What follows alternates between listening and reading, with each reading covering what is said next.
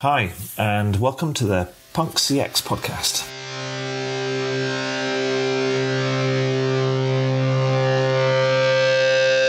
My name is Adrian Swinsko, and I'm an advisor, best-selling author, speaker, and general explorer when it comes to customer and employee experience.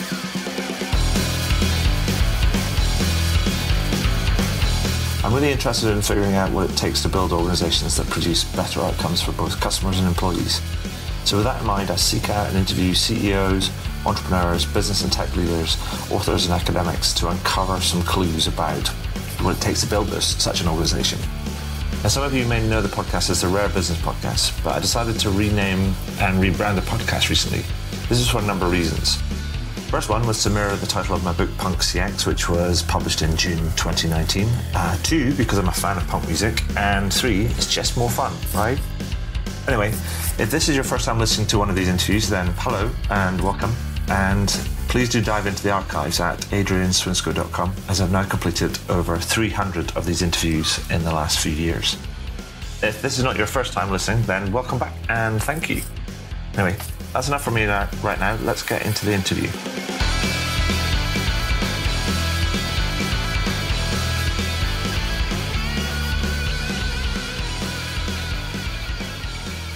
So welcome to the next edition of the Punk CX podcast. With me today, I have an old friend of the podcast. Well, actually not just a friend of the podcast, but like an old friend in the kind of the customer experience space. It's James Dodkins of Pega, recently of Pega, or not so recently anymore. It's going to be in a wee while, but he is formerly known as a customer experience evangelist, and I'm pretty sure he'll tell us more about kind of that, and also the fact that he's probably got a 14-word other alternative title, which he's still trying to figure out what it means.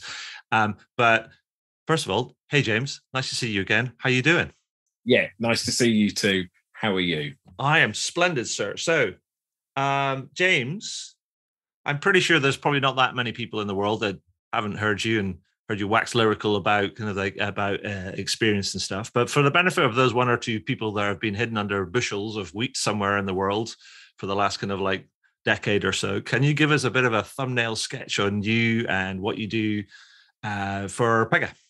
Yeah, so my name's James Dodkins. I'm the customer experience evangelist at Pegasystems. And basically what it means is I've got the best job in the world because I just get to talk about customer experience all the time, talk about the principles and the mindsets and the philosophies that deliver amazing customer experiences, and then how Pegasystems software can make them come alive. Before this, some of you might know that I may have been known as the customer experience rock star, because I had a music career. So played guitar in a heavy metal band, toured the world, released albums, had lots of fun like that. Latterly, I thought, you know what, I could probably talk to people about customer experience through the lens of music. You yourself have done somewhat similar, which obviously is super interesting because it's a little bit different. And I think like music's that great unifier, isn't it? There's very few people out there that go, I don't really like music. That's not that everyone likes music. It's just everyone's got their own individual style and taste. Yeah. And I think lots of music lovers can talk about lots of different genres, which is pretty cool. Yeah, I think that's really interesting. Recently, been spending loads of time at Pega, trying to create loads of content, trying to help our clients understand, the world's best customer experiences and helping them come alive. So yeah, that's me in a nutshell. You were talking about the idea of like, there's not many people that like music, and it reminded me of, what's it called? The Big Bang Theory, the TV show. Yeah, and you remember kind of when Raj he was on the verge of an arranged marriage with a lady, and she admitted to him kind of like nervously and cautiously that I don't like music. I've never seen the point of it. And he looked at her because he's like mad for Beyonce and things, kind of looking at her like, going, what? So they do exist, maybe even just in fiction, but there's a kind of a random aside there. But that's not why we're kind of here. No, it's not. It's not why we're here. And so we should get back to business. So the thing that we wanted to talk about, or rather I wanted to talk to you about, is the fact that Pega's recently published some new research, which talks about how the entire customer service landscape is kind of changing. Yeah. And so before we want to dig into some of the stuff that's in there, because I've had a bit of a preview of it, can you tell me a little bit about the research and sort of why it was conducted, and sort of what are some of the main kind of headlines coming out of it? Yeah, sure. So it was 750 customer service leaders in 11 countries. Mm-hmm. We asked their thoughts on the evolution of customer service over the next 5 years. So we spoke to them and said, well, what do you think is going to happen from your experience in your environment? What do you see the changes being? And you asked why we did it. The reason we do it is because we want to be on the pulse. We want to know what is going to be happening in the future, and who better to talk to about that than the people that are living and breathing it every single day, making those experiences happen for the customers. Now, some of the stuff that came out of it, some of the main headlines, some of it's stuff that we go, okay, yeah, I kind of figured that would be the case. And then there's some more counterintuitive stuff that came out. So the future of customer service is going to be customer centric. Okay, yeah, I got that. It's going to be augmented by tech. Yeah, I can see how that's going to help. It's going to be always on and omni-channel. Yeah, thank you. That'd be really good if we could do that. And it's going to be focused on generating sales. Okay.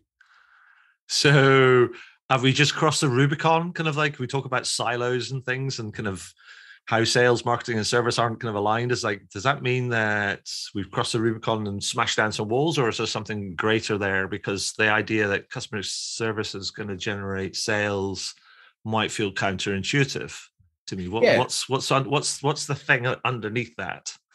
Well, so it's a foundational shift, not just sort of in customer service itself, but in the purpose of customer service. And that's the thing that's really interesting about this. Because of course, like, we know what customer service is. Usually 9 times out of 10, it's making an unhappy customer go away as quickly as possible. But now it's going to be about delivering the best service you can so that your customers want to buy more stuff. Right.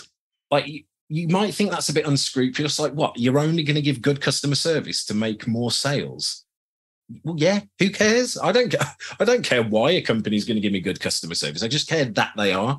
And I think they've kind of looked at it and realized that it's not really separate. They shouldn't be separate. They're teleconnected. Sure. If we want more sales, the best way to do it is by delivering really, really good customer service. And I think this mindset, it could be executed in the wrong way. I think it very much could be. But this executed in the right way is pretty much how every company should think. Like, having that idea and attaching financial benefits to the delivery of good customer service, I think that's brilliant. And I'm super excited about how this is really going to evolve and how it's going to show itself in the world. So it makes me think about sort of two things. One is a quote from a guy, which I'm pretty sure you know, but he's probably got the most rock star name of anybody that's ever lived, and is a guy called Zig Ziglar. And in the book that he wrote called See You at the Top, there's a famous quote from that which says, if you help enough people get what they want, then you'll get what you want. Yeah. Which feels like it goes to the heart of that.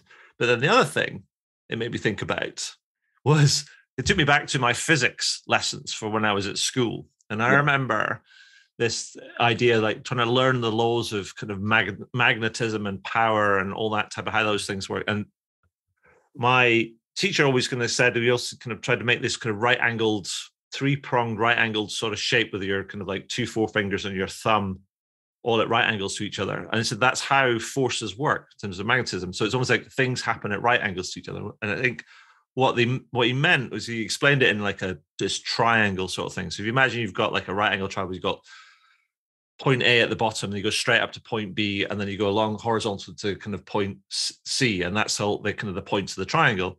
Now, if A is customer kind of service, and then C is sales, then B is almost like it's helping solve the problem and building a better relationship with your kind of customer seems to be the right focus. And many people, as you say, might focus just on the sales and won't get solve the problem, help people kind of achieve the things they want to achieve and build a relationship. And they'll just go after the sales, and they'll get that wrong, because actually sales is about relationships, right? And if you help people solve the problems, then you build a relationship, you build trust and credibility, and then the sales will probably kind of come as as a result of that. So that's like what I think about things happen at a right angle. So you're right, I think. Yeah. It's all about where you focus. Don't be kind of seduced by the ideas like more sales.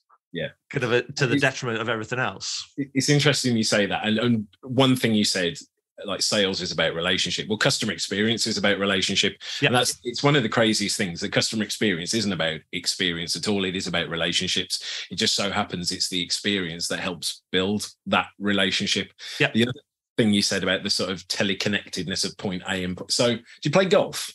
No. Well, nor do I. I hit a ball with a stick. I don't think. Well, I'm with Oscar Wilde in that. I mean, even though, so I've just recently moved to Edinburgh, and we're on the edge of Leith Links. And Leith Links, now people think that St Andrews is the home of golf, but actually Leith Links is where the original 13 rules of golf were first kind of like laid down, and they've first played kind of golf. So it's literally I can point on an audio kind of recording. I can point to there's a statue over there with this guy whacking a kind of like a golf ball. But anyway, that's an aside. I'm with Oscar Wilde on this. Oscar Wilde said that golf, a perfectly good way to ruin a good walk in the countryside. Well, the thing is, I find that I do some of my best thinking on the drinking on the golf course. Right.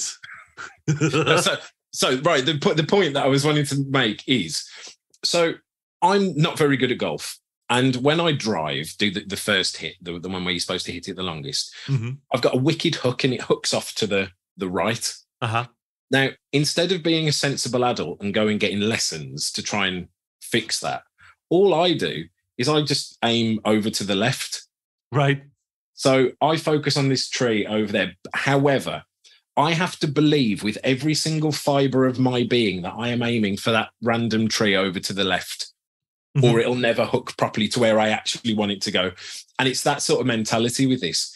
It's not seeing these sales as the goal. Now, these sales shouldn't be the goal. The good customer service should be the goal. It's seeing the sales as the reward for delivering good customer service. And I think if these companies go into that with this mentality and this mindset and set up their ecosystem to allow this to happen, realizing that we are going to deliver amazing customer services. And as a byproduct, as an outcome of that, we are going to get sales. They'll do amazingly well. I think if they do it the other way around and they focus on the sales, they target people for the sales, everything they do is set up around the sale, it's going to be a disaster. Yeah. No, I mean, it's that you end up kind of falling into that KPI target and metric kind of trap sort of thing. And then you're on it's a death by 1,000 cuts in many ways.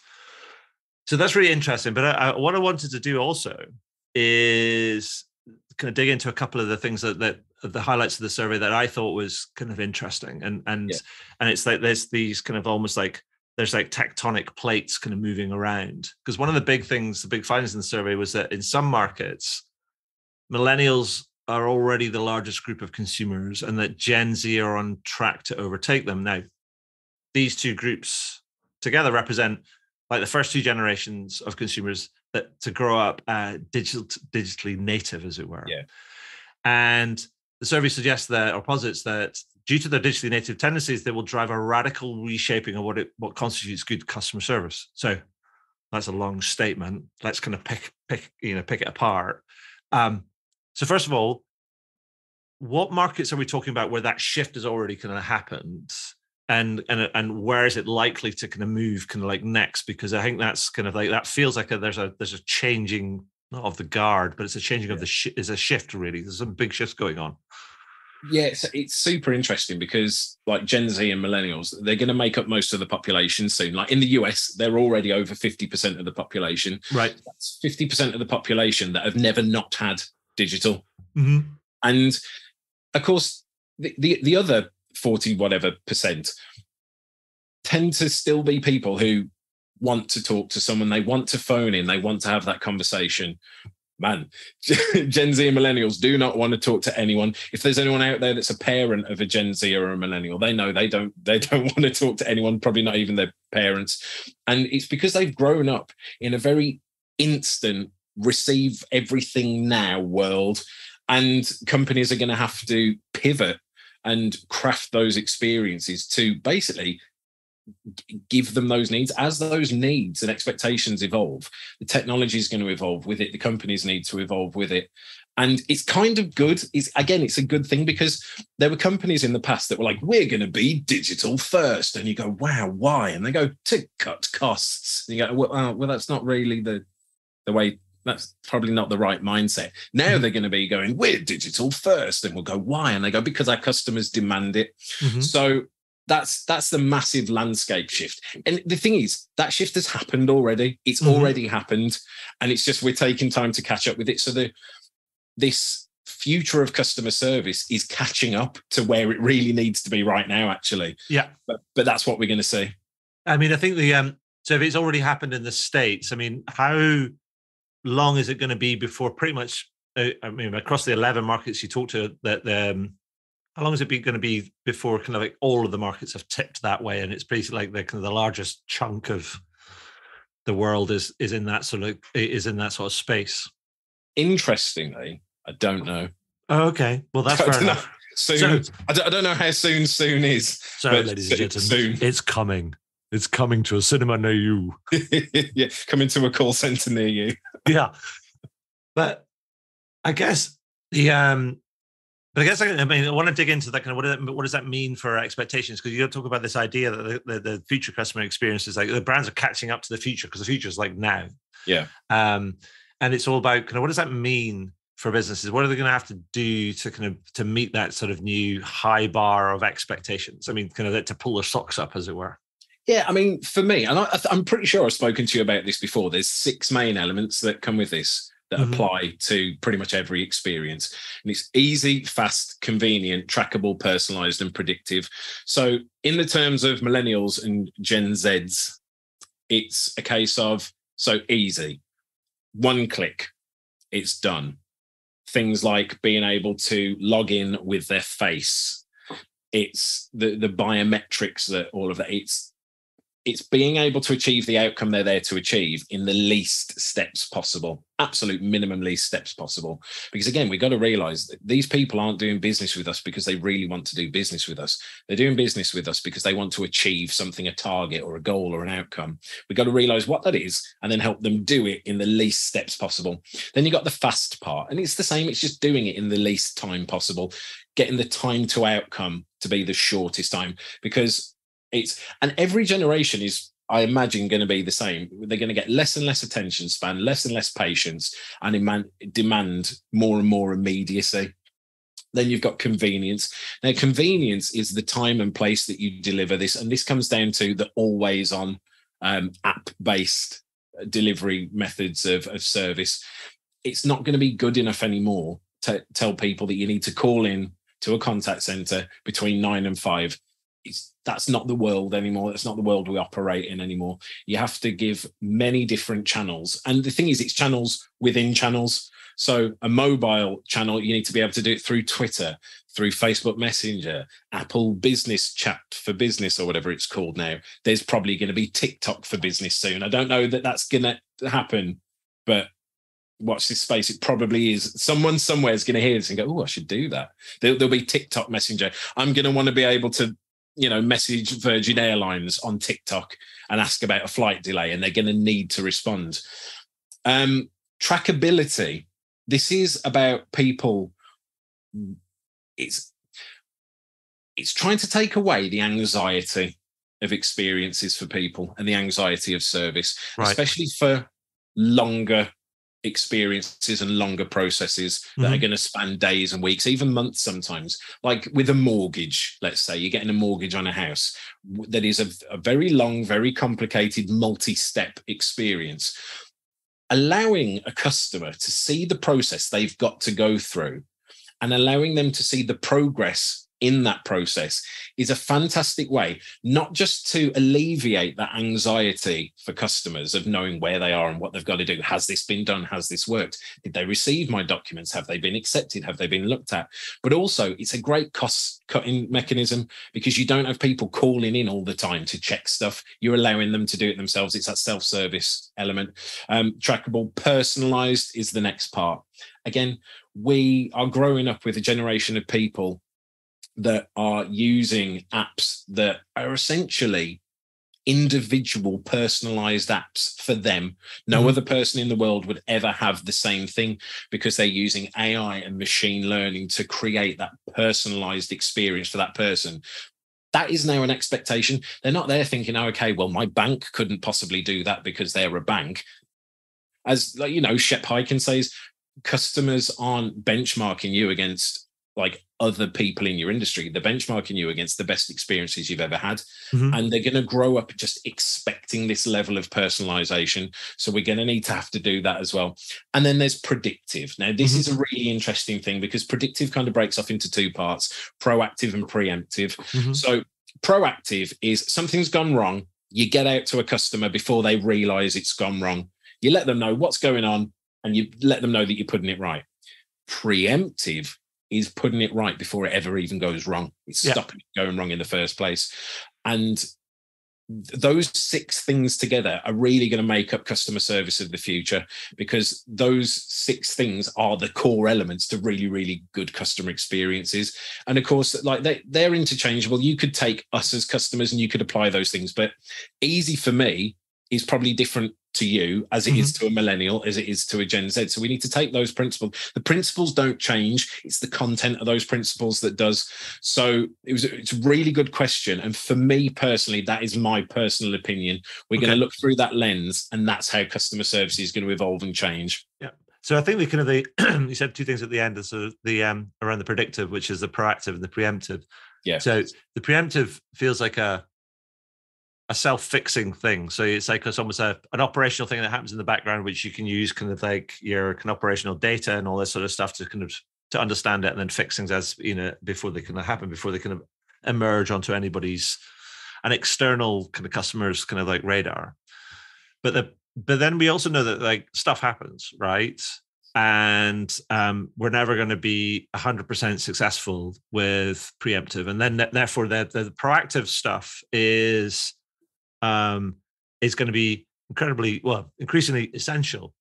And I think the thing I find interesting about this is that we've been talking about the benefits of proactive service for like a long time. I know me personally, I've been talking about it now for crumbs, nearly 9 years or something, just banging away about it. Yeah. And it seems to me that it's like that's going to become the norm. Hallelujah. Or at least kind of table stakes. And then that's kind of like one of the big massive shifts. Is almost like that's kind of almost like the bar's just kind of gone up, as it were. And it's like no longer is it are people.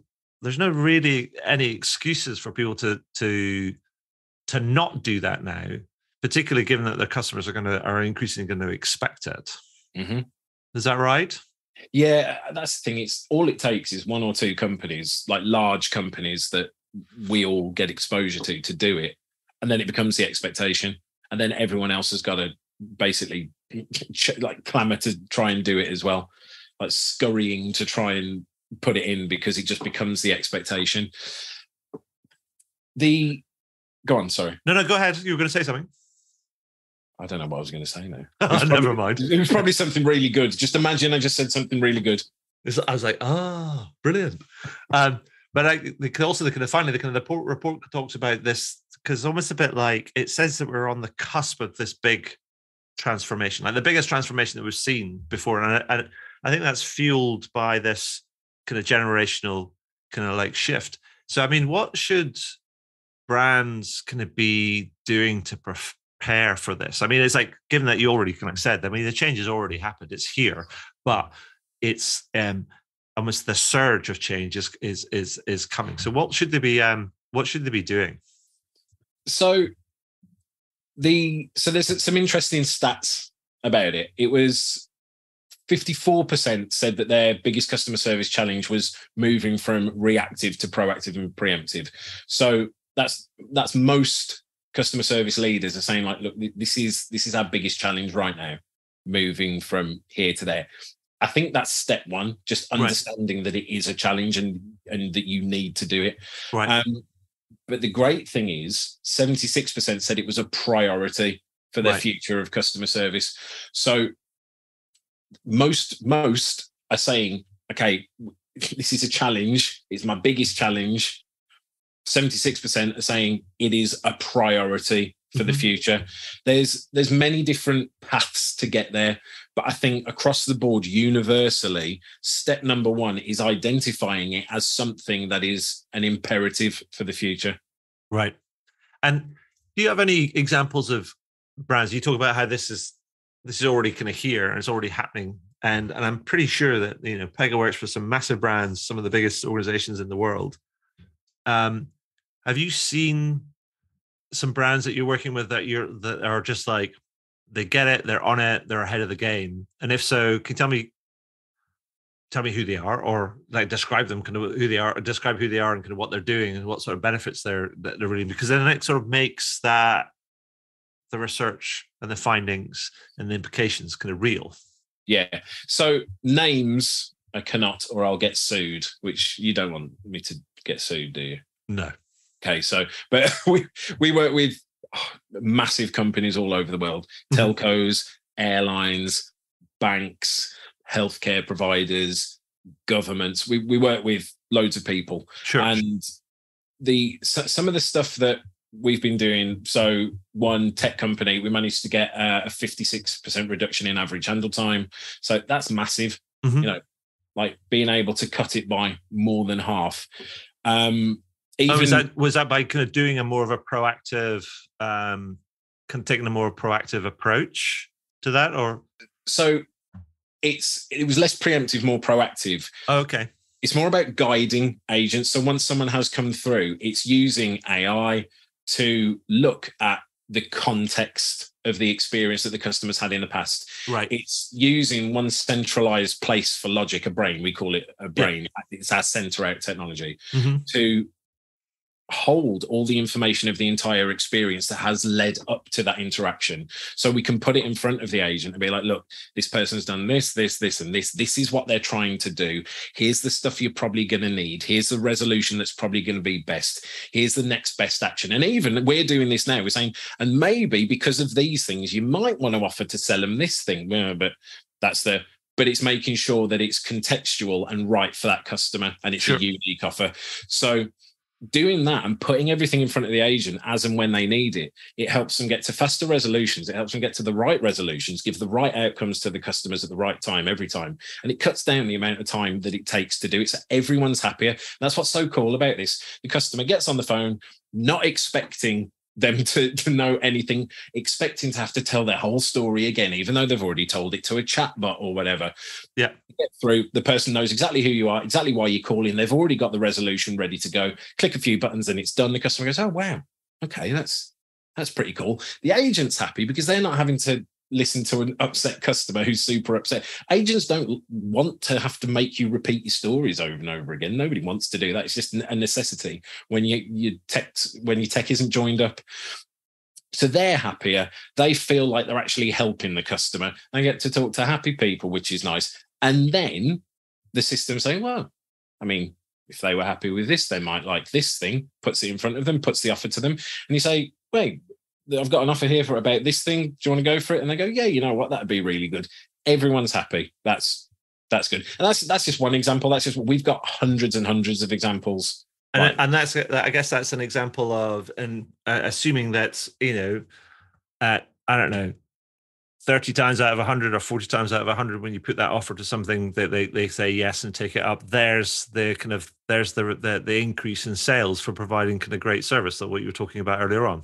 Yeah, exactly. And the nice thing about Pega is that it looks at this, it's constantly learning, and it's trying to say, okay, what is the likelihood of this person wanting this thing at this point? So it's not putting out offers to people that aren't going to want them, because that's pointless. The thing, it's even like you'll know this, you get emails from companies all the time. Most of my day, actually, most of my day is spent talking about customer experience with Pega. The rest of my day is spent scrolling through my emails going, right, no, not that, delete, because it's just a bunch of communications from companies that just mean nothing to me, because they're not personalized.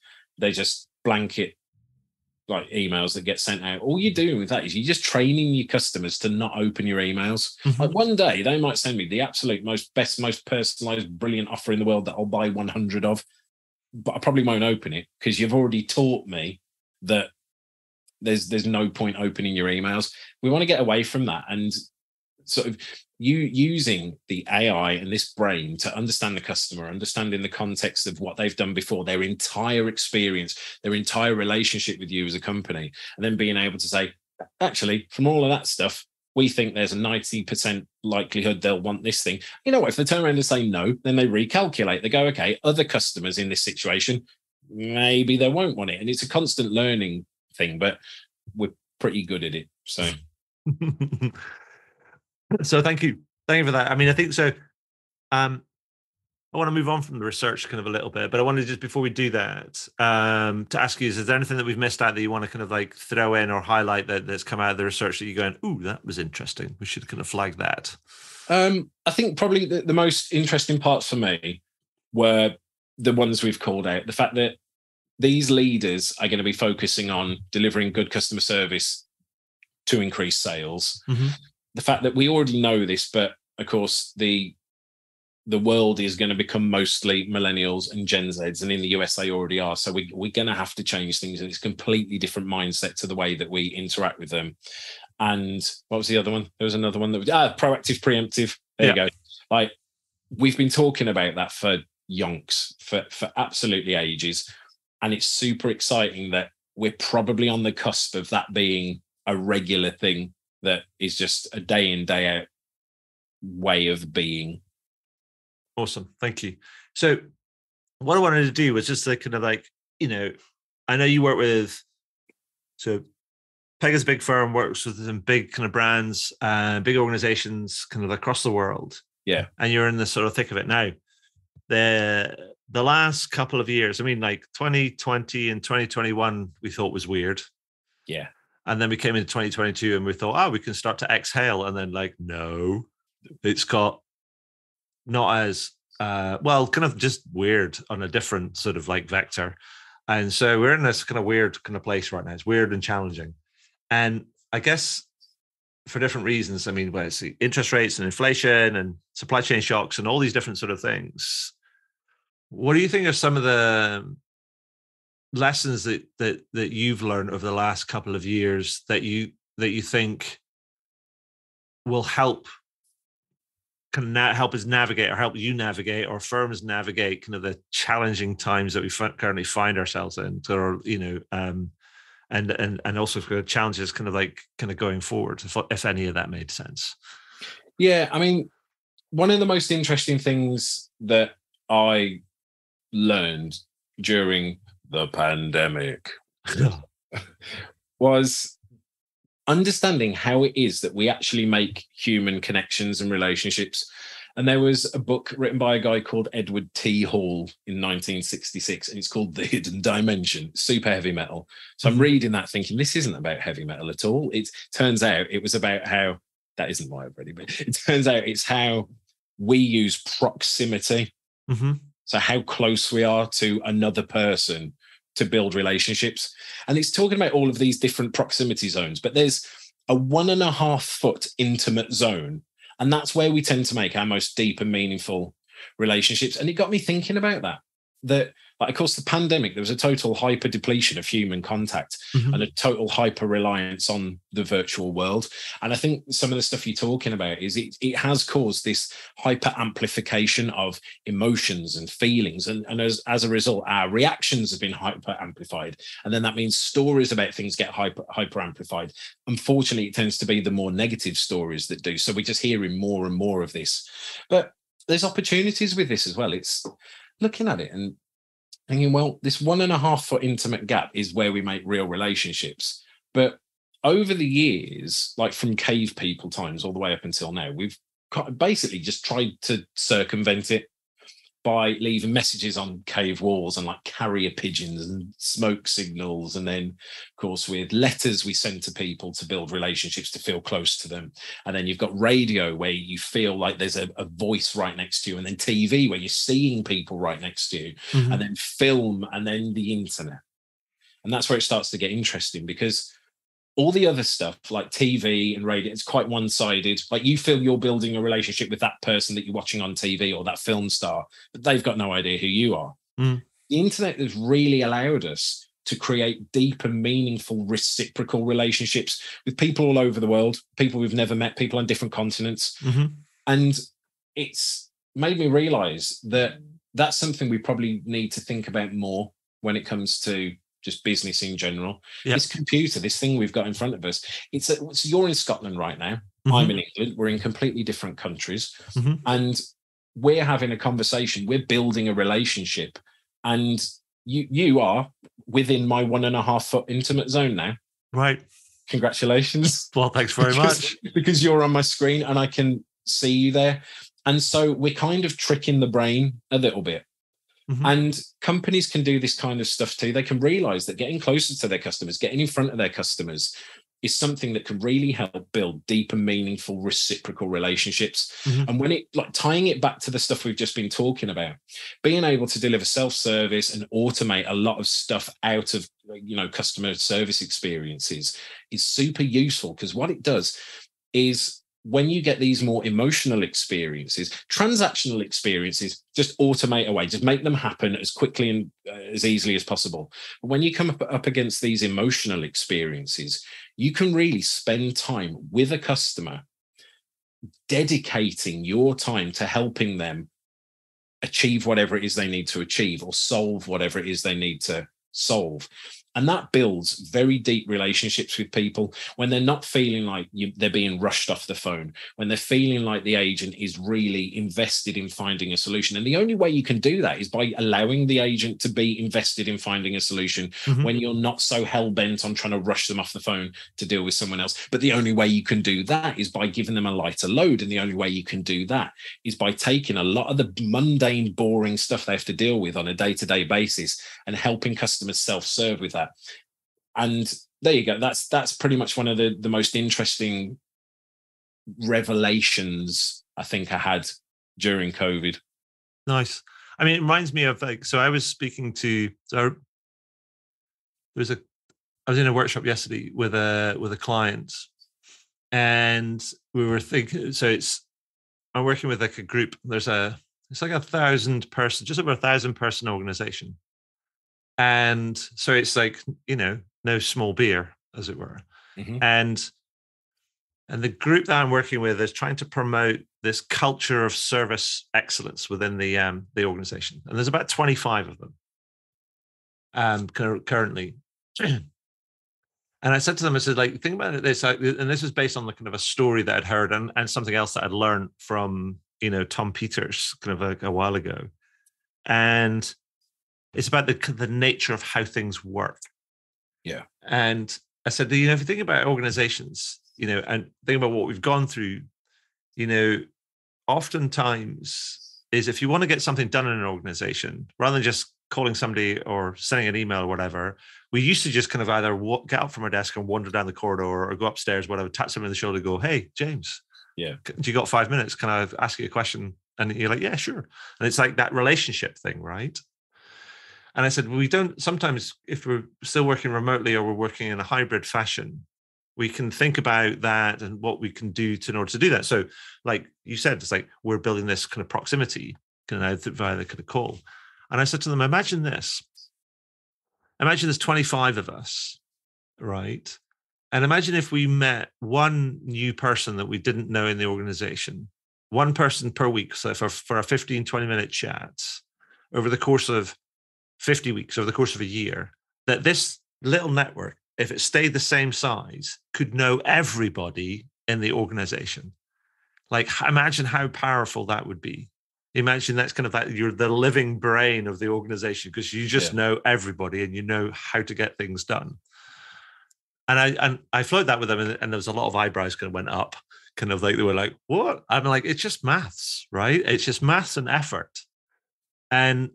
And so we set a challenge for them to try and kind of do that. It's up to people if they want to get involved, but it was just like a thought piece, but like an invite, a challenge.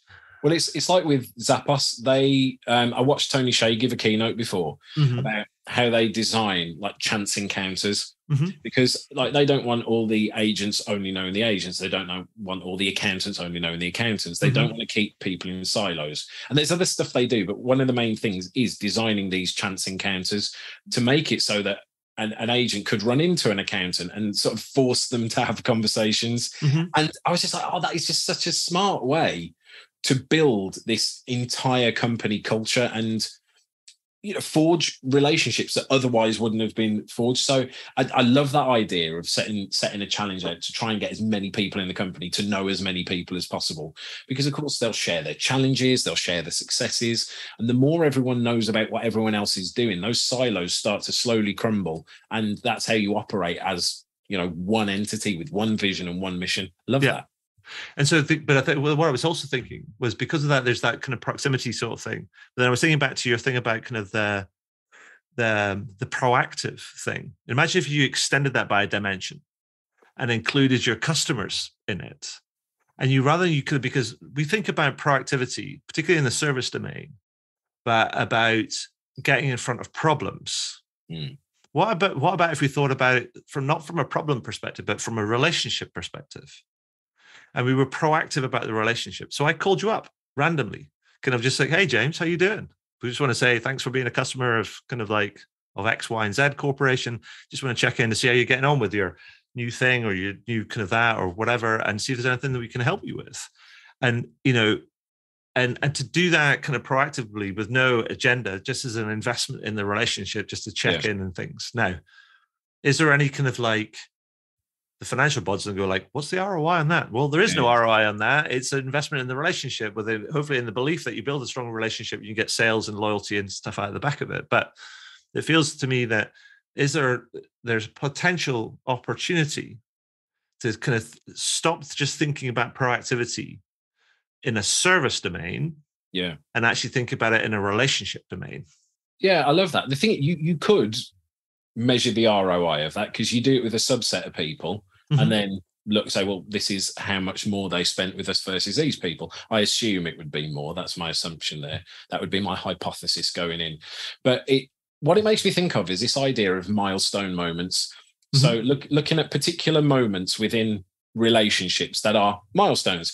And milestone moments tend to fall into 4 categories. So first things, last things, transitioning from one thing to another thing, and a 4th one that I can't remember. So let's just pretend it's 3. I can't remember the other one. But it's like a mortgage. We mentioned that earlier. When you get your first bill, that is a moment with a really good opportunity to try and build a relationship. When you get your first mortgage bill through the post, why don't you also send a bottle of wine or pizza vouchers or something? When you get your last mortgage bill, why don't you get a bottle of champagne? When you transition from one mortgage to another, why not? When it's people's events, there you go. Events. That's the thank you, brain, for being number 4. Yeah, for being 5 minutes late there. That's people's birthdays. I know that's a very silly one, but it's a good opportunity. It's a good reason to reach out to a customer and do something cool. There's like, if anyone's got a Fitbit or like one of those watches. So I was in America very recently, and we went around Epcot, and I think I did like 25,000 steps in a day. My app has never kicked off as much in its life. It's like, you've won the Jamaica badge. Like I'd walked the length of Jamaica or something. and it's giving me those little milestones, these little things that you can celebrate as you go. And I think trying to identify those milestone moments in a relationship and putting in, you don't want to make it too procedural, but something like, at this point, we're going to do something. We're going to make the most of it. It could be when you've shopped with someone 10 times. They go, hey, you've shopped with us 10 times. Here's a thing that makes you feel good. Or 100 times, or whatever. You can figure this out for yourself. I'm not here to tell you what to do. But it's the concept that really interests me. So milestone moments. What were they again? Firsts, lasts, transitions, and events. There you go. Fantastic. Yeah, no, I just think it's like, it's an interesting kind of like kind of idea. It's just like extending proactivity beyond that sort of service sort of thing. Just think about what it means in terms of relationships. But so boiling it all down, we've had a bit of a rummage around, a bit of a meander. in your true and kind of like deepest and realest kind of heavy metal voice, tell me, James Dodkin says, do this if you want to improve your service or your experience. What would be the number one thing? Counterintuitive one here. You ready for it? Mm-hmm. Talk to your customers. He says, putting the horns up. Yeah. Basically, I just talk to your customers. I don't know why this is so difficult for people to just. I mean, apart from, to be fair, for millennials and Gen Zs that don't want to talk to anyone, that's maybe a little bit harder. But just interacting with them more and trying to understand their lifestyles, their behaviors, their values, their influences, their goals, and like just trying to understand them as people. Not just doing focus groups to try and understand them as demographics so you can tick a box and do a thing and try and sell them stuff. It's really trying to understand them as people. What are their goals in life? How do they live life? What are their values? What are their behaviors? What are their influences? So that you understand them at such a deep level that you can build experiences that really do add value to their lives. Okay, awesome. Thank you. So 2 final things. One is, so I've been doing these kind of punk kind of books. One came out of the late last year. It's called Punk XL, and it starts. So it tries to introduce this idea that, we talk about brand leadership and technological leadership and market leadership and all that sort of stuff, but we don't talk about experience leadership. That's sort of the XL sort of thing.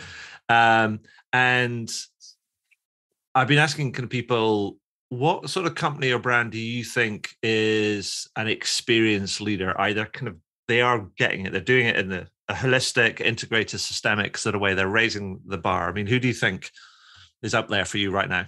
As a nod to my Epcot experience this week, I'm going to say Disney. Right. I heard a story when I was in the park, and I loved hearing it. It was somebody had lost a pair of sunglasses, so they went to the lost and found place, and they're like, "Hey, I've lost some sunglasses." They were like, "What, mate? Were they over there?" They had a look. They couldn't find them. So they said, "Tell you what, come with me." They took them to a store and just said, "Pick some out." Just got them some new ones. Just did it. Weirdly, the person that told me that story actually lost their sunglasses on the Epcot trip. They found them, though, so we didn't get any new ones. That was a shame. Right. But the point is, anyone in the organization can be a leader, and it's that empowerment. What Disney do really well is allowing every single cast member, employee, to be a leader, to empower them to deliver that magic to their customers. So I think Disney are really leading by example with that. Nice. Thank you for that. And the final question is, like, because we're in the place of weirdness and challenging, and it's something like a Lord of the Rings movie, kind of a bit like now, dark times and Mordor and all that type of stuff. What I've been doing recently is, before I wrap up, is saying to people, rather than actually doom scrolling through all these different sort of news stories, is to say, can we end on a good news story or a positive note? So can you tell me, what's the most interesting, positive, or exciting thing that you've seen in the last week? So it's from another company that I love, Southwest Airlines. Okay. All right. So a girl was going off to college. She's flying to wherever. She's got all her stuff with her, including her goldfish. Right. For whatever reason. We can argue all day about why she took a goldfish with her.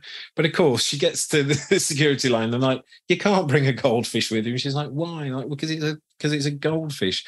So 2 Southwest employees actually adopted the goldfish for her and looked after it for 4 months during her first semester, so she could actually get the plane, rather than, I don't know what the TSA people were asking her to do, like pour it in the liquid bin or so. I don't know. But yeah, so they adopted her goldfish for 4 months and have recently given it back. I thought that was a lovely story. I think that is definitely kind of going above and beyond. Definitely. That's kind of obviously kind of, there are secret members of the Goldfish Protection League. Yes, I think that's true. Before we go, I had to ask you about, because this is coming out right at the end of September, just on the edge of kind of going into the next week. Following week is going to be Customer Service Week, and you're doing something then that we want to kind of like highlight and showcase for kind of like people. So, James, what is it? What are you doing? So we're doing a really cool virtual event. It is called Trends Driving the Future of Customer Service. Now, We're going to be talking to industry experts. We're going to be talking to thought leaders. We're going to be talking to people actually doing the work day in and day out, all about the future of customer service. Now, you're probably listening to this thinking like, wow, James, that sounds amazing. I bet it's really expensive. Well, that's the best part. No, it's not. It's free. You don't have to pay anything. It's free. It's £0 money, $0. And that is starting on October the 4th. Awesome. Now, what I'll do, that sounds great. What I'll do is I will make sure that I put a link in the kind of the notes and stuff to kind of like point to where people are going. But they'll pretty much be able to find it if they go to Pega.com and look for the future of customer service kind of on there. They should be able to find that pretty straightforward if they want to register as well. So all that being said, he says, check these lists again. Kind of like there is nothing left. So that's it. So what I can say now, formally bring our kind of like little rummage to an end and say, James, thank you for all of that, for telling us about the research. Thank you for the work that you do. Thank you for sharing your time and your insight with us today. It's been great. And it's always, always a pleasure to chat to you. So thank you very much. You are very welcome.